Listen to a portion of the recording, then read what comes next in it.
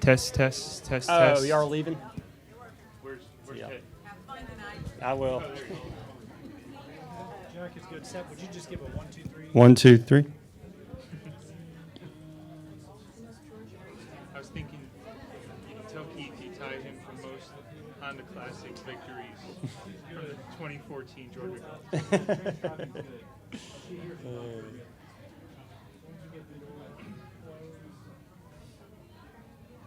All right, that went pretty well. That was pretty smooth.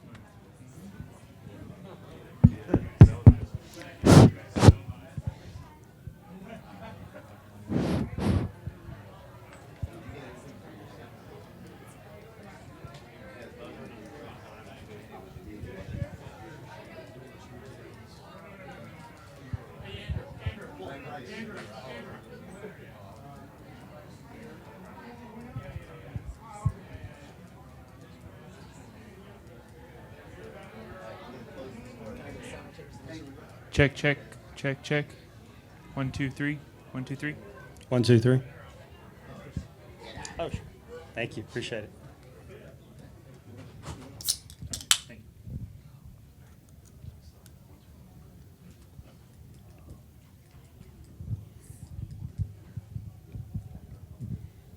Ted, you ready? All right, we will go ahead and get started here. We'd like to welcome the champion of the 2022 Honda Classic, Sepp Straka, into the interview room. Sepp earns his first victory on the PGA Tour after entering the day 5 strokes back, becomes the first Austrian to win on the PGA Tour, and the 14th player from the University of Georgia. Sepp, if you could, to start us off, just an opening comment on what it means to you to earn your first victory on tour. It's crazy. It's a lifelong dream of mine. Just to be heading to Augusta in a month or so is still surreal. I'm sure it'll sink in here before long, but yeah, it's just crazy. You moved to number 14 in the FedEx Cup standings with the win. If you could just explain what this does for you, setting up the rest of the season for you. Yeah, I mean, you get to pick your schedule for one. You get to go to places you like to play at, and it's huge. I mean, I had a pretty bad fall. Didn't really play my best, and kind of turned it around. Been playing really well as of late, and it was just awesome to be able to capitalize.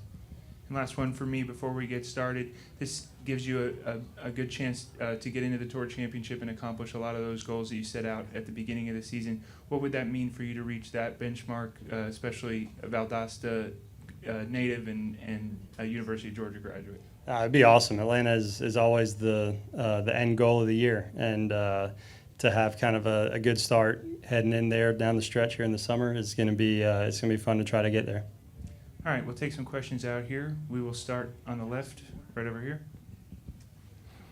Sepp, congratulations. Thank you. When you I have 2 questions. The first is about mindset. When you bogey the first, what does that do as far as, did you just forget it and just move on, next play, next hole? Is that the thinking there, or is there? No, I was pretty pissed, but but I knew that I'd been putting really well all week. I mean, I'd been reading Davenport and I'd been reading the greens great, and we've been putting a lot of good rolls on it, and it's just one of those things where when the greens get as fast as they are here, it gets windy, you're going to have some misses, so you do have to kind of try to just get over it and try to make the next one.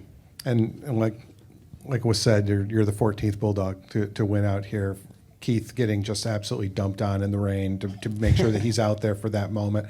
What is the fraternity like, and what is it when you see other people as happy for you as you probably are for yourself in that moment? How much does that add to it? It means a lot. I mean, that's really what it's all about. You know, those guys, there's just such a good group of guys, Bulldogs and also other guys. We rent houses every week. We stay together.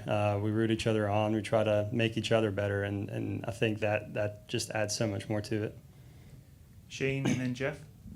Sepp, congratulations, first Thank of all. At what point did you feel that you had a legitimate shot to win the tournament today? I knew going into the round that I had a chance.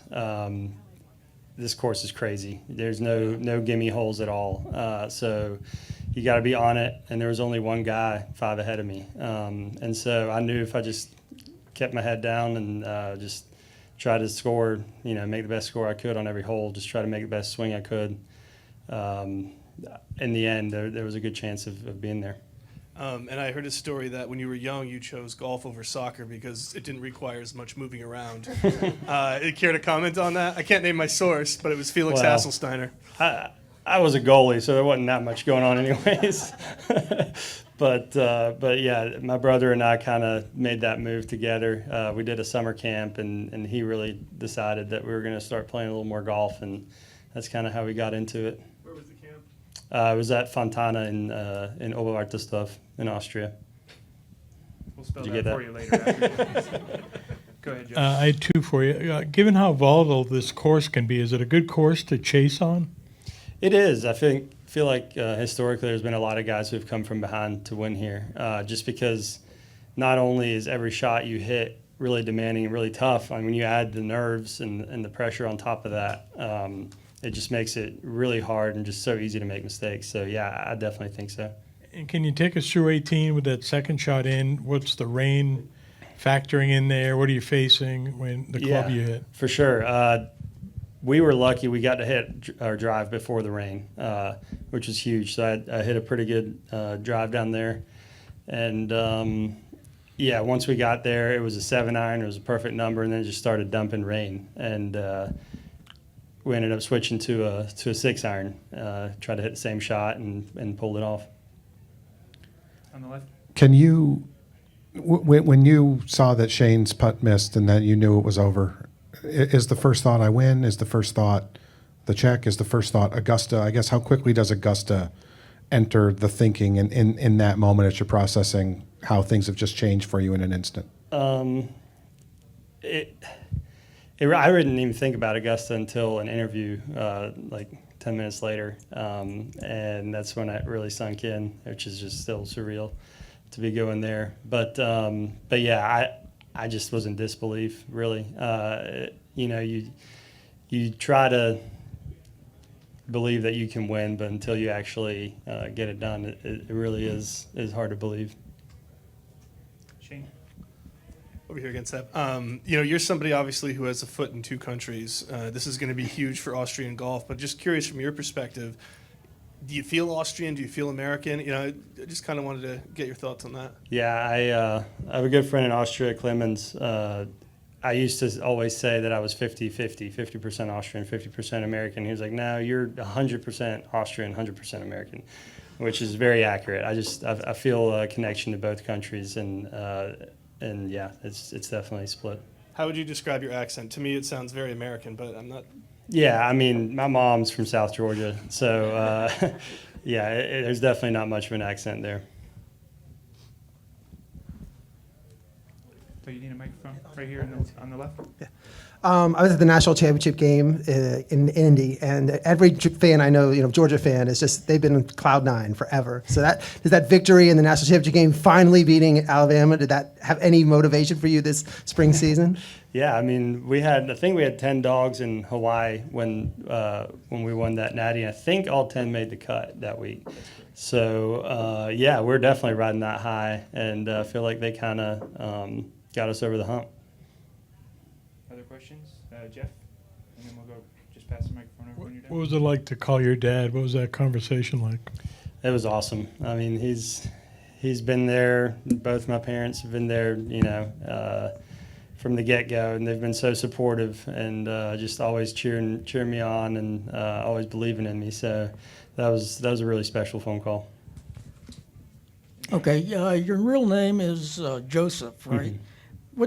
Where did the Sepp come from? What does it mean? Sepp is a nickname in Austria for Joseph. Yeah, I've always gone by Sepp. Joseph's just my legal name. And did your father have any clue before you called him? Oh yeah. He doesn't miss a shot. No matter he doesn't miss a shot whether I'm playing well or bad. He's always okay. right there. I was thinking he was back in Austria. He is back in Austria, but he watches every shot. So yeah, he's always right there. Okay. Alex? Yeah, I guess a couple questions. One is, does he provide any kind of guidance or analysis of your game? Maybe a little too much at times, but no, he just support. I mean, he just wants me to do well, and he loves golf. He's a big golfer. He may not be the greatest golfer, but he does put his input in there every now and then. When you finished tied for 10th at the Olympics, after the first round, you seemed to be feeling like you had your game that week. And then since then, you really haven't produced, I think, what you were hoping you'd take out of the Olympics. Why is that? Golf is hard. My swing may have gotten a little bit off after that, and just trying to get back to hitting it the way I was that week. But yeah, golf is hard, and you're going to go through ups and downs, and it's good to be on an up right now. And one other thing, you changed coaches in the late fall.